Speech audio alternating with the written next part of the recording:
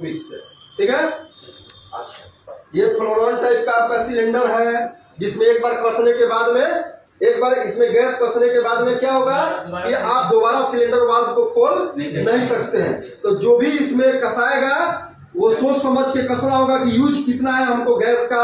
एक बार कस दिए cylinder valve तो दोबारा खोल नहीं सकते हैं। लेकिन इस सब में चूंकि पिन टाइप में है तो आप इसमें इजीली जब मर्जी खोल सकते हैं, कस सकते हैं। तो जो इसमें सिलेंडर वाला वो हाइड्रोकार्बन टाइप सिलेंडर वाला, समझ गए बात। ये आपका जो हमारा गैस है, गैस को डालते समय फ्रिज में, एसी में, कुछ में आपको गैस का नंबर फ्रिज पर, एसी पर पहले समझ लेना है। उसके बाद में समझने के बाद में जो गैस उस पर लिखा है वही डालिए, दूसरा आपको अपना से चेंज नहीं करना है।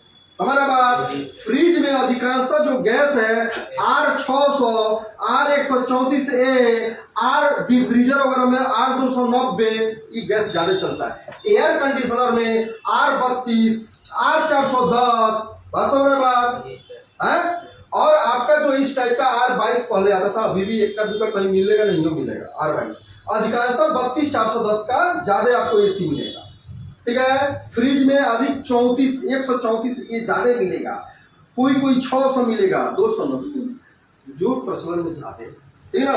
तो जो गैस जो है वही डालना है, दूसरा नहीं डालना है, समझ रहे हैं। नहीं तो कंप्रेसर को लॉस हो सकता है, आपको भी दुर्घटना हो सकता है, ठीक है। गाड़ी आप मोटरसाइकिल चला रहे हैं या कुछ चला रहे हैं तो सावधानी बरतते हैं कि नहीं, उसमें एक्सीडेंट होता है कि नहीं, रोड पर गाड़ी चला रहे हैं एक्सीडेंट होता है कि नहीं, सब में सावधानी है लाइफ में। इसलिए अपनी जिंदगी की सुरक्षा आपको स्वयं करना है। गलत टेक्नीशियन वैक्यूम सही से नहीं करता है, गैस डालता है, उससे भी आपका लॉस होता है। इसलिए सोच समझ के कोई कर, समझ गए। सिलेंडर ये आपका जो है हमारा केन है एलपीजी का, ब्यूटेन गैस का, इसमें पिन निकला हुआ है। इसमें आपका नॉर्मल जो हमारा आता है वेल्डिंग गन, वो लगा के इजीली कहीं मार्केट में हम घूम सकते हैं, वेल्डिंग कर सकते हैं।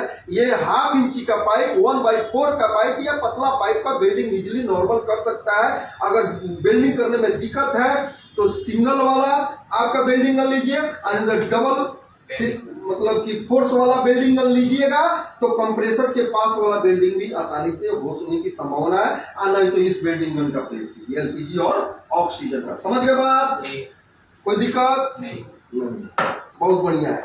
ये डिबरिंग टूल्स है। कौन टूल्स? डिबरिंग टूल्स है। यानी कि पाइप का फ्लेयर सी बनाने के लिए या सूजिंग या कुछ भी कर रहे हैं, पाइप को काटते समय अंदर बुरादा वगैरह चला जाता है, तो आपका जो है पाइप के नली को साफ करने के लिए ये पाइप के नली को ऐसे लगा के, ऐसे नली को अंदर साफ करने के लिए, ताकि अंदर गंदगी न रहे, ऐसे झाड़ लेने के लिए। नहीं तो अगर अंदर गंदगी रह जाएगा, गैस डाल दीजिएगा तो वो जाके आरसी को जाम कर देगा। सबसे अधिक अगर चौकिंग का समस्या, अगर कोई चौक होता है तो क्या होता है? आरसी, कैपिलरी, वही सबसे बड़ा टेंशन है, वो जाम ना हो। इसलिए सारा सुरक्षा डिबरिंग टूल से कोई भी काम होता है। समझ गए। कंप्रेसर हमारा हो गया, बाकी तो समझ गए, कंडेंसर, फिल्टर, आरसी, फ्रीजर, समझ गए। फिर टूल्स जितना बताया तो